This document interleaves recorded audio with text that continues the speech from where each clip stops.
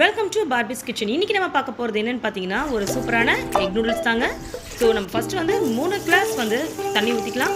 இன்னொரு கடையில் வந்து கொஞ்சம் ஒரு டேபிள் ஸ்பூன் எண்ணெய் ஊற்றிட்டு வெங்காயம் பச்சை மிளகாய் போட்டு வதக்கிக்கோங்க.